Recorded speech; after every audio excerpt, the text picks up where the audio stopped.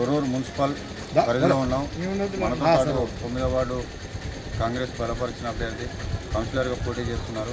వారు ప్రజల్లోకి ఏ విధంగా వెళ్తున్నారు, ప్రజలకు ఏం హామీలు ఇచ్చారు, ఏం నెరవేరుస్తూ ఉంటున్నారు, వాళ్ళ గెలుపుకు భరోసా ఏంటనే విషయాన్ని మనం వారి మాటలు తెలుసుకునే ప్రయత్నం చేద్దాం. మేడం చెప్పండి. నమస్తే అన్న, నా పేరు పంజా కల్పన. నేను 9వ వార్డు నుంచి కాంగ్రెస్ పార్టీ అభ్యర్థిగా నేను పోటీ చేస్తున్నాను. మిత్రపక్షాల సంపూర్ణ మద్దతు మాకుంది. దానికి మా పూర్తి ధన్యవాదాలు మనస్ఫూర్తిగా తెలియజేస్తున్నాను. 9వ వార్డులో నాకున్న బలం ఏంటి అంటే 9వ వార్డు ప్రజల ఆశీర్వాదం నాకు నిండుగా ఉందన్న. ఎందుకంటే లాస్ట్ టైం నేను ఈ వార్డు నుంచి పోటీ చేయాలని చాలా ప్రయత్నం చేశాను. చివరి నిమిషంలో దయాకర్ రావు గారు నాకు ముందు చేయించారు. ఆ తర్వాత మళ్ళీ ఆ దేవుడి దయతో ప్రజల ఆశీస్సులతో నాకు ఈ వార్డులో ఎస్సీ ఉమెన్ రిజర్వేషన్ వచ్చింది. నాకున్న బలం అంతా ఒక్కటే, ఏంటిదంటే నేను దాసరమల్లె మనవరాల్ని, రెండోది ఒక విద్యావంతురాల్ని, ఒక ఉపాధ్యాయురాల్ని, ఒక సంఘ సంస్కర్తని, మహిళలకు సేవ చేసిన వ్యక్తిని, విద్యార్థులకు సేవ చేసిన వ్యక్తిని. 17 సంవత్సరాలుగా నేను ఉపాధ్యాయ వృత్తిలో ఉన్నాను. ప్రతి ఒక్క విద్యార్థికి కూడా తెలుసు. ఇంకొక విషయం ఏంటంటే నాకు ఇక్కడ ఉన్నటువంటి బలం ఏంటి అంటే నాకు చదువు చెప్పిన గురువులు జంపాల ఉప్పలయ్య సార్ కానీ, వెంకటాచార్య సార్ కానీ, జంజరాల నాగేశ్వర అన్న కానీ, వాళ్ళు నా చేత అక్షరాలు దిద్దించినటువంటి నా గురువులు. ఆ గురువులు నేర్పిన సంస్కారం నాకు ఉంది కాబట్టే ఎన్ని కష్టాలు వచ్చినా కూడా ఈరోజు నిలదొక్కుంటున్నా. ఆ గురువులందరికీ కూడా మీ మీడియా సాక్షిగా పాదాభివందనాలు తెలియజేస్తూ ఆ గురువులు నేర్పిన విద్యను, ఆ గురువులు నేర్పిన సంస్కారాన్ని ఖచ్చితంగా ఇక్కడ అవినీతి రహిత పాలన చేస్తానని అందరికీ ప్రమాణం చేస్తున్నాను. అలాగే నాకున్న ఇంకో బలం ఈ మైనారిటీ సోదరులు.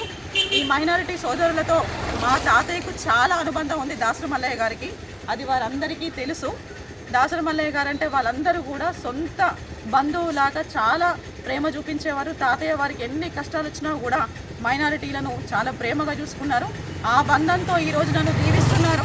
కాబట్టి వారి ఆశలకి అనుగుణంగా, వారి ఆశయాలకు అనుగుణంగా నేను ముందుకెళ్తాను.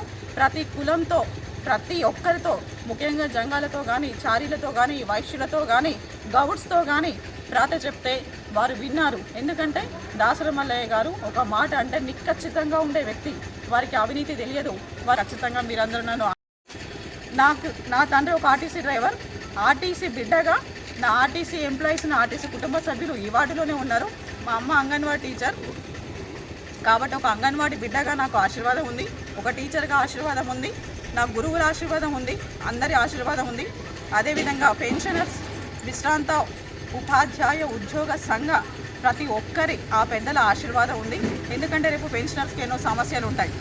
వ్యవస్థ గురించి తెలిసిన బిడ్డగా, ఒక ఉపాధ్యాయురాలుగా, ఒక ఉద్యోగస్తురాలుగా రేపు పెన్షన్ విషయంలో కానీ, రేపు జీపీఎఫ్ విషయంలో కానీ, రిటైర్మెంట్ బెనిఫిట్స్ విషయంలో కానీ, రేపు పొద్దున ఇంకే విషయంలో అయినా కూడా నేను వాళ్ళందరికీ తోడుగా ఉంటాను. ఒక రాజ్యాంగం తెలిసిన బిడ్డగా, రాజ్యాంగ విలువలను కాపాడే బిడ్డగా మీ అందరి ఆశయాలు నెరవేర్చడానికి మేము ముందుకు వస్తున్నాను. దయచేసి దయాకర్ రావు గారు చేసే కుట్రలు, దయాకర్ రావు చేసేటువంటి అవినీతి మాటలు, నా మీద చేసే కుట్రలు నా కుటుంబాన్ని ఆగం చేసినటువంటి మీ అందరికీ తెలుసు. ఆయనే బిగ్ టీవీలో వీడియోలు తీయించిండు, నా కుటుంబాన్ని నడి రోడ్డు మీద పెట్టిండు. ఈరోజు రేపు ఎలక్షన్ అనగా ఆ బిగ్ టీవీ వీడియోలు చూపించి నన్ను అందరి ముందు ఒక దోషిలాగా నిలబెట్టి ఆయన అక్రమంగా ఓట్లను ఏదో వేయించుకోవాలని చూస్తున్నాడు. దయన్న, నీ అవినీతి గురించి అందరికీ తెలుసు దయన్న. ఇవాళ కొత్తగా చెప్పేది ఏం లేదు. 40 ఏళ్ళ నుంచి ప్రతి ఒక్కరు చూస్తారు. నీ ప్రతి పేజీలో ప్రతి అక్షరాన్ని చదివిండ్రన్నా. అటు వర్ధనపేట ప్రజలు చదివిండ్రు, ఇటు పాలకుర్తి ప్రజలు చదివిండ్రన్నా. నువ్వు పర్వతగిరి నుంచి వచ్చి తొర్రూరు బిడ్డ నాగం చేస్తే తొర్రూరు ప్రజలు ఊరుకోరన్నా. ఇది పర్వతగిరి గడి కాదన్నా, ఇది తొర్రూరు ప్రజలన్నా. ఖచ్చితంగా నేను ఈ గడ్డ మీద పుట్టిన బిడ్డను, ఈ గడ్డ మీద చదువుకున్న బిడ్డను, ఈ గడ్డ మీద బతుకుతున్న బిడ్డను. రేపు నేను చస్తే నా శవాన్ని ఇక్కడే తగలబెడతారు, ఈ మట్టిలో కలిసిపోయే బిడ్డను. దయన్న, మీరు పర్వతగిరి రాజకీయాలు మానండి, మీరు పర్వతగిరి రాజకీయాలు చేయకండి, మీ పర్వతగిరి గడి లెక్క దొర రాజకీయాలు చేయకండి. ఒక దళిత బిడ్డ మీద మీ నిరంకుశత్వాన్ని చూపిస్తున్నారు, ప్రజలు గమనిస్తున్నారు. నా కుటుంబాన్ని రోడ్డు పాలు చేశారు, మా అమ్మమ్మను మాకు దూరం చేశారు, తల్లికి పిల్లకు కాకుండా చేశారు. దయన్న, ప్రజలందరూ గమనిస్తాను. నీ అనుచరులకు నోరు దగ్గర పెట్టుకోమనండి. నీ అనుచరులు చేసేటువంటి చతుష్టయాలు చేసేటువంటి పనులను ఆపండి. ప్రజలు ఖచ్చితంగా తిప్పికొడతారు. ఆ రోజు జాన్సమ్మ ఎర్రబెల్లి చారిటబుల్ ట్రస్ట్కి ఫండ్ అందిస్తే అమ్మ సొమ్ము తిని అమ్మకు అన్యాయం చేసిండ్రు. ఎర్రబెల్లి చారిటబుల్ ట్రస్ట్ సమన్వయకర్తగా నేను పనిచేస్తే నా సేవలు అందుకొని నన్ను అన్యాయం చేసిండ్రు. ఎందుకన్నా నీకు ఆడబిడ్డల ఉసురు ఇంకా తగిలింది, అది సరిపోవట్లేదా దయన్న? నా బిడ్డల గోస ఎందుకు దయన్న? నా బిడ్డలకు అన్నం లేకుండా చేసినావు, నాకు ఉద్యోగం లేకుండా చేసినావు, నాకు జీతం లేకుండా చేసినావు, నాకు జీవితం లేకుండా చేసినావు, నా కుటుంబాన్ని పోలీస్ స్టేషన్ పాలు చేసినావు దయన్న. ఇంకా ఏం చేయాలనుకుంటున్నావో చెయ్యి, ఇంకెన్ని కుట్రలు చేయాలనుకుంటున్నావో చెయ్యి.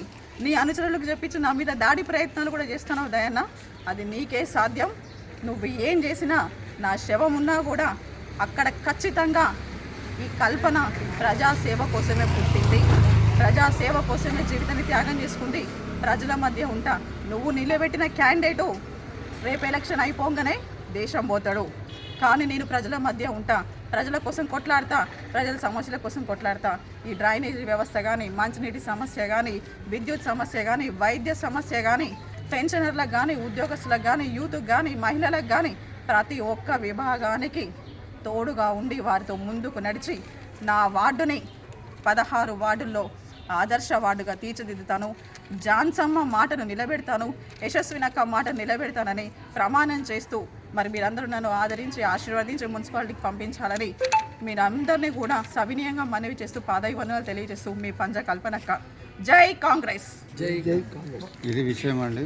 అంటే ఎలాంటి వ్యతిరేక శక్తులు ఏమి చేసినా కూడా నేను దేనికి లొంగేది లేదు. నేను ప్రజల్లో మమేకమై ఉన్నాను. ప్రజలతోని పలు విషయాల్లో నేను ప్రతి ఒక్క విషయంలోనూ వాళ్ళతో అనుబంధమై ఉన్నా. అన్ని కులాలు అన్ని వర్గాలతోని మమేకమై నేను ముందుకెళ్తున్నా. నా గెలుపు ఖాయమంటూ కల్పన గారు చెప్తున్నారు. కెమెరామెన్ కిషోర్తో శ్రీనివాస్.